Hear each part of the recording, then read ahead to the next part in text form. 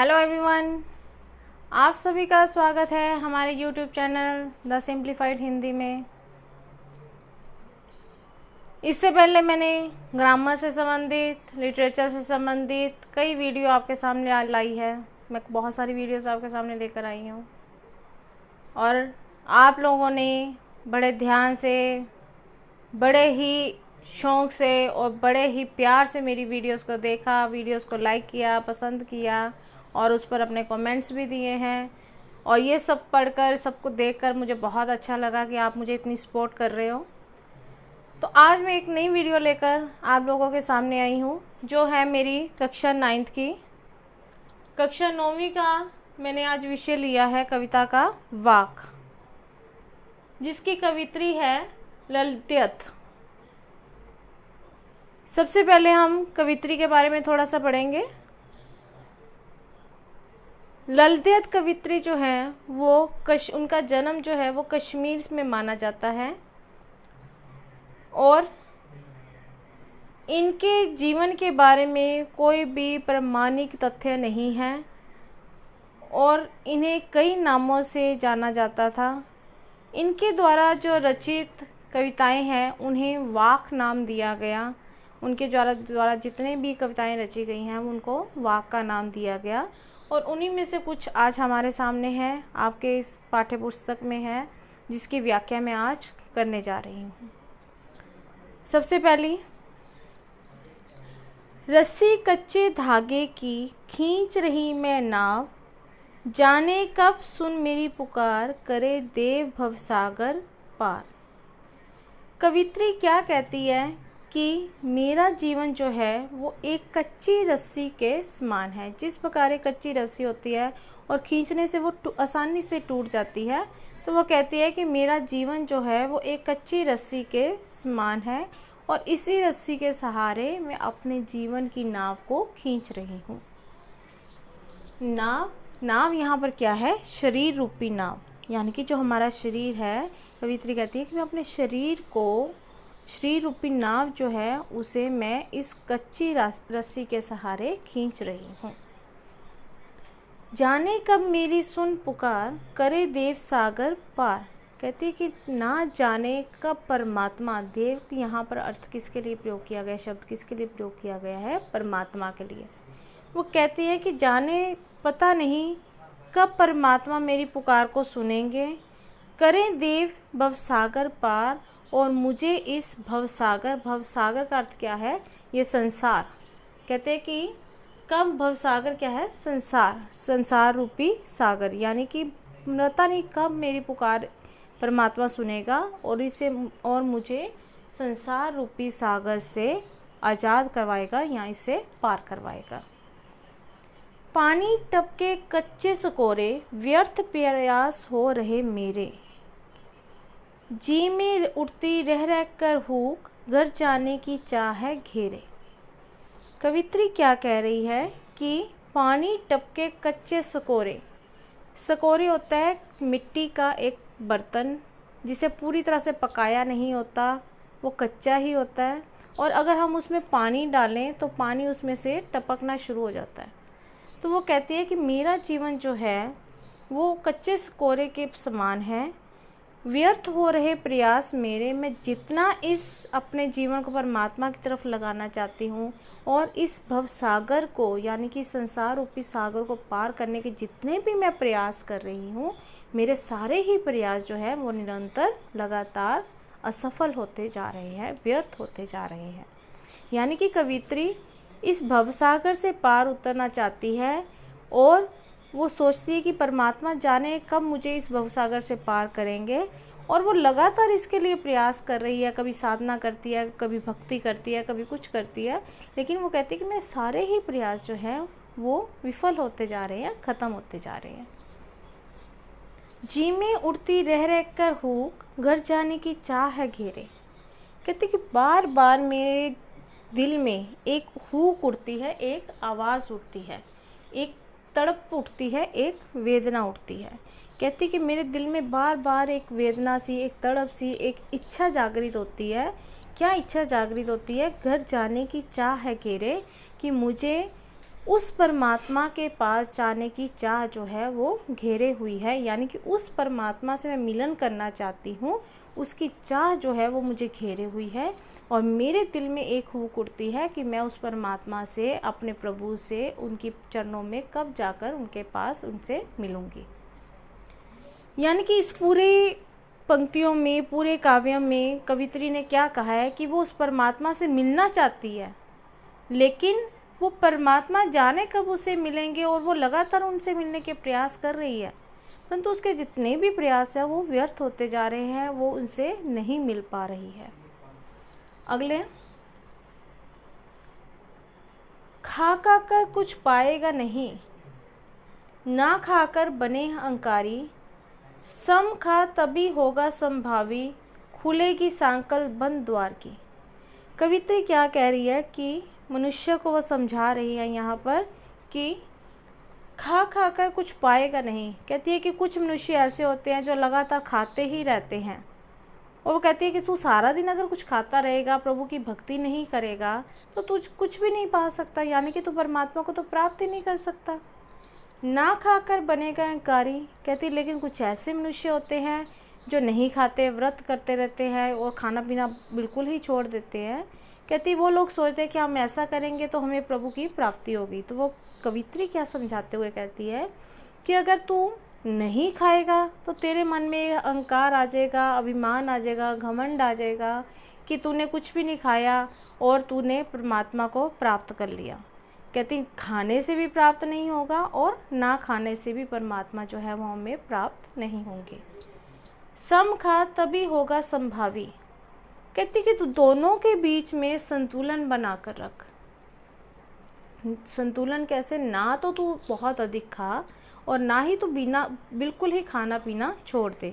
कहती दोनों के बीच में तू संतुलन बनाकर रख और सम खा, यानी कि अपनी इंद्रियों पर तू काबू रख, अपनी इच्छाओं पर तू काबू रख, तभी होगा संभावी, तभी तेरे अंदर समानता की भावना आएगी, तभी तू जान पाएगा कि तूने उस परमात्मा को किस प्रकार से प्राप्त करना है। कहती अगर तू बहुत ज़्यादा खाएगा तो भी परमात्मा प्राप्त नहीं होगा, सारा दिन इसी में ही तू अपना नष्ट कर देगा। अगर तू नहीं खाएगा और सोचेगा कि मैं परमात्मा को प्राप्त कर लूँगा, तेरे अंदर अहंकार आएगा, इसके अलावा कुछ नहीं होगा। तो कहती कि तुझे दोनों में ही संतुलन बनाकर रखना पड़ेगा, तभी तू उस परमात्मा को प्राप्त कर सकेगा और तेरे अंदर समानता की भावना पैदा होगी। तीसरे में वो क्या कह रही है? आई सीधी राह से गई न सीधी राह, जेब टटोली कोड़ी न पाई, सूक्ष्म सेतु पर खड़ी थी बीत गया दिन आ, मांझी को दूं क्या उतराई। क्या कह रही है कवित्री? आई सीधी राह से गई न सीधी राह। कहती कि जब मैं इस संसार में आई थी तो मैं बिल्कुल ही सीधे रास्ते से आई थी। संसार में आते हुए परमात्मा ने मुझे बिल्कुल ही सीधे रास्ते से इस संसार में भेजा था। मेरे मन में कोई पाप नहीं था, कोई द्वेष नहीं था।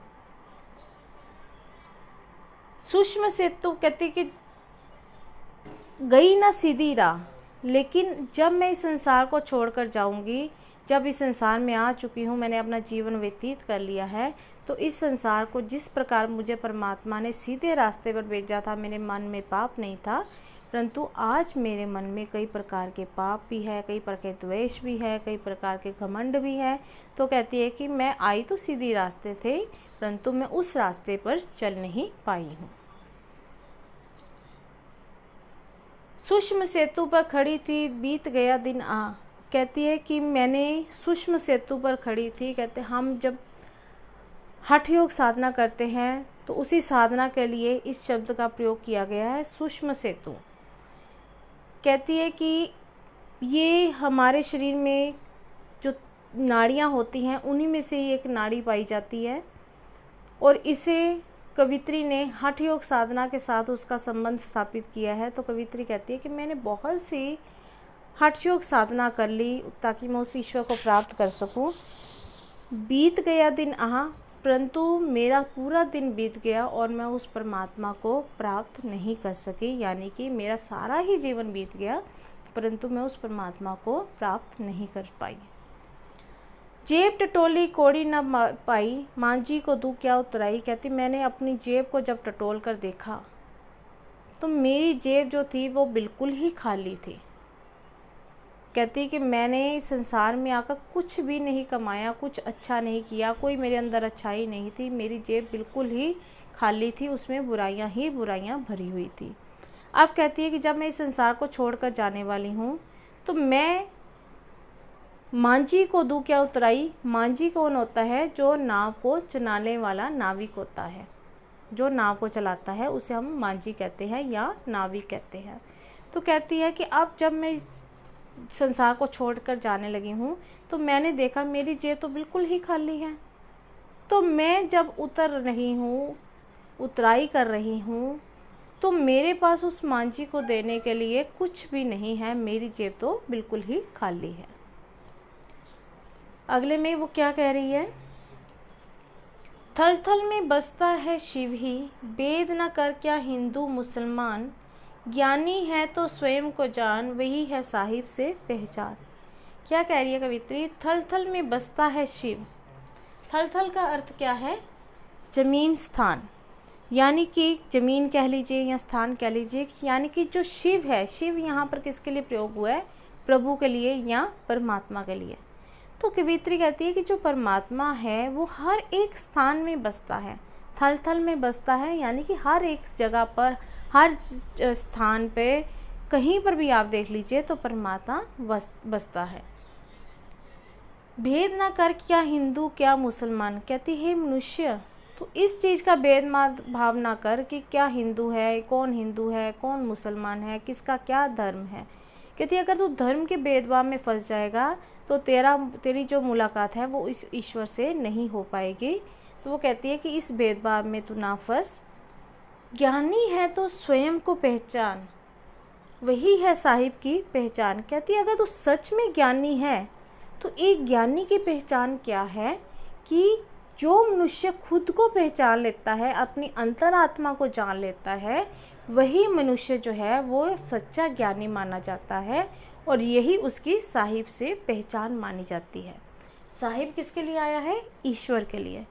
कहती ईश्वर की से मनुष्य की जो पहचान मानी जाती है कि उसकी मनुष्य की जो है उसका आप संपर्क ईश्वर से स्थापित होने वाला है या मनुष्य ईश्वर को प्राप्त करने वाला है। कहती इसकी पहचान क्या है कि जो मनुष्य अपनी ज्ञान इंद्रियों पर काबू पा लेता है, अपने आप पर काबू पा लेता है, तो कहती है कि जो मनुष्य अपने आप को जान लेता है कि मैं सच में क्या हूँ, मेरे अंदर क्या है, क्या कितनी अच्छाई है, मैंने इस संसार में आकर क्या किया है, क्या पुण्य कमाया, क्या पाप कमाया। कहती जब मनुष्य अपने अंदर इस सब चीज़ों को पहचान लेता है तो वही सच्चा ज्ञानी कहलाता है और यही उसकी ईश्वर से पहचान होती है। तो इस पूरी अपनी वाक में कवित्री ने क्या समझाया है कि मनुष्य को भेदभाव में नहीं पड़ना चाहिए, धर्म की और नहीं देखना चाहिए कि कोई मनुष्य कौन से धर्म के साथ संबंधित है, उसका कौन सा धर्म है, उसमें क्या है। कहती सिर्फ और सिर्फ मनुष्य को अपने आप को पहचानना चाहिए। कहती कि मैं उस ईश्वर को प्राप्त करना चाहती हूँ, मैंने बहुत सारे प्रयास कर लिए, हठ योग साधना कर ली, व्रत कर लिए, तपस्या कर ली, कई कुछ कर लिया, लेकिन मुझे उस ईश्वर की प्राप्ति नहीं हुई। कहते ईश्वर की प्राप्ति का एकमात्र साधन क्या है कि मनुष्य जो है वो अपने आप को पहचान ले, अपने ऊपर पर काबू रखे, ना तो वो ज़्यादा अधिक खाए और ना ही वो बिल्कुल खाना पीना छोड़ दे, बल्कि दोनों में समानता रखे, तो तभी उसको उस ईश्वर की प्राप्ति हो सकती है और यही मनुष्य की साहिब से पहचान है। तो गाइज मैंने आपको आज कवित्री ललिती द्वारा वाक की जो उन्होंने रचना की थी उस पाठ की व्याख्या मैंने आपको बहुत ही आसान तरीके से समझाई है। आशा करती हूँ कि जिस प्रकार मेरी पहले वाली वीडियोस जो है वो आपको पसंद आई थी, आपने उसको बहुत पसंद किया, बहुत लाइक किया, बहुत आपने अपने व्यूज़ दिए, अपने कमेंट्स दिए, तो आज आपको मेरी ये वाली वीडियो भी बहुत अच्छी लगेगी, बहुत पसंद आएगी। गाइज़ अगर आपको मेरी ये वीडियो बहुत अच्छी लगे, पसंद आए, तो प्लीज़ इसे लाइक कीजिए और इस पर अपने कमेंट्स दीजिए ताकि हमें अपनी वीडियो के बारे में निरंतर पता चल सके। और इसे अधिक से अधिक शेयर कीजिए ताकि जिन लोगों तक ये वीडियो अभी मेरी नहीं पहुंची है, उन लोगों तक भी मेरी वीडियोस जो है वो आसानी तक पहुंच पाए। इसे सब्सक्राइब करना मत भूलिए और बेल आइकन के बटन को दबाना मत भूलिए ताकि मेरी जो आने वाली वीडियोस हैं वो आप तक पहुंच सके, आप उसको आसानी से प्राप्त कर सकें।